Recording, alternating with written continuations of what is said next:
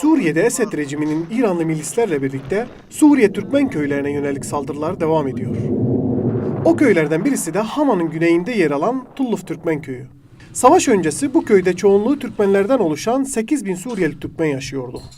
Şimdi ise 4.000 kişi zor şartlarda yaşam mücadelesi veriyor. Ben Haryat Tulluf'tan. Evvel yollar açıkta giderek elektriklerine işleyerek, hem yollara kurtuluklar, hep hazırlıklar. Oturuyor bakınca iş verelim, yolda bakıyor. Yani eminden burada bulacak, şeylerden, Mısırlarda. Yandan ben 4 çocuk, vardan yana işledim. Le iş var, böyle bir şey var.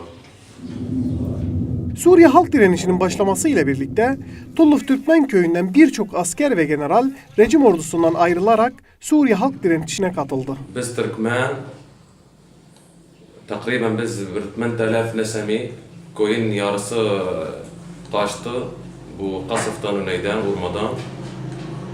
Şimdi takriben biz yani bir 4000 أو 3000 أو 4000 insan burada. Oldu nizam bize şeydik aktar min 4 yıl. Orayı bize قومي bir şey. طيران, مدافع, دبابات. Suriye Türkmenleri azınlıkları koruduğunu iddia eden Esed rejimi tarafından katledilmeye devam ediyor. Tulluf Türkmen köyü ise göçe zorlanan ve katliamlara maruz kalan Suriye'deki yüzlerce Türkmen köyünden sadece birisi.